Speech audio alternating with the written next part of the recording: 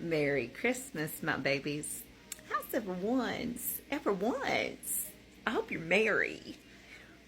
We're getting ready for some Christmas dinner. Thought y'all might want to come along. You want to? We're going to do prime rib. We are going to do smashed roasted potatoes. We are going to do baked macaroni and cheese, roasted honey carrots, and Cody's doing something with bacon and green beans. We also made those crescent rolls that we made last year, so we'll show you those because, babies, I had to make a double batch. Yeah.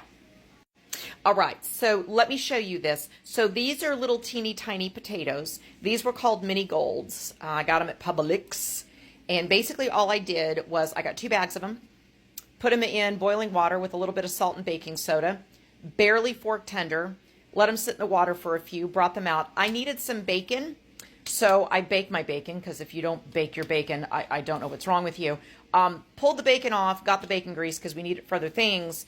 And what I did was I put all the potatoes on here and I smashed them on this to get all the bacon bits and goodness up, right? So what we're going to end up doing is I will put these in another container because I want to be able to season them. Salt, pepper, maybe a little bit of rosemary, maybe some garlic, that kind of thing. And what I plan on doing, tossing them in a little bit of that bacon fat, is we are going to, I think I need a bigger one of these, which right now they're all taken because I have 4 things of crescent rolls. We are going to line the bottom with shredded Parmigiano cheese.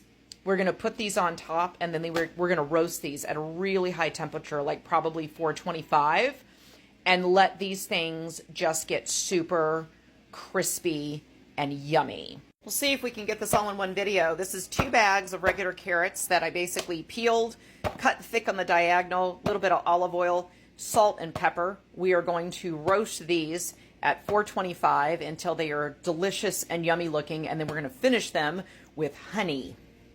We're also going to bake them on the tray that we just smashed the potatoes on and we cooked the bacon on, because why waste that? Why not? Put the lid on and toss them, and there you go. Makes it super simple. They will live in this container until we are ready to cook. All right, so the plan is going to be, I have got to get the prime rib in by 5:30. It's going to take an hour and 30 minutes to cook, right? So I'm going to get the macaroni and cheese done. We already have the rolls rolling over here. They're just about ready to go. I'm going to have the macaroni and cheese completely done. And what I plan on doing is roasting the carrots and the potatoes while the prime rib rests, because it needs to rest for at least 30 minutes. So if I can get the bread and the mac and cheese cooked before 5:30, we're going to be on track, kids. On track. All right, babies. Now for the mac and cheese, I got about 7 tablespoons of butter. This is going to make our roux. I will add garlic powder, celery salt, poultry seasoning, ground mustard, yes. And this time we're going to mess around. We're going to put a little Dijon in it. My cheeses today are going to be sharp cheddar, pepper jack, and Cocha. Why? Because those are the cheeses that I had. So that's exactly what we're going to use, and I'm going to show you it don't matter. It'll still basically come out. So we'll get the butter melted.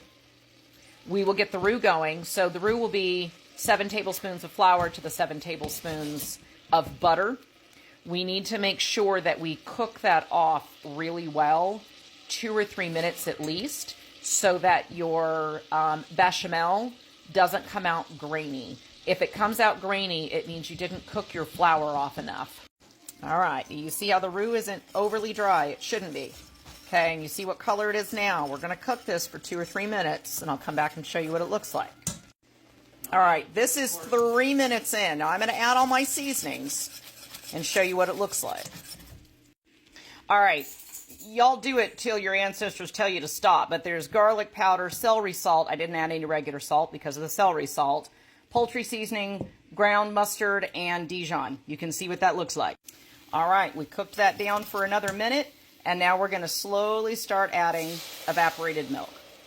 If you want to thin that down with some water, knock yourself out. This is 1 whole can of evaporated milk. Now this bechamel is probably still going to be a little too thick for my taste. So whatever I need to add to thin it down, I've put water inside this can, and we'll thin it down with just as much water as we need to get it to the consistency that we want. This is not it.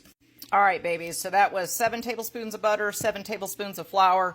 Cook it off for several minutes. Add your seasonings in. You can add whatever you like, whatever you think makes it taste good, right?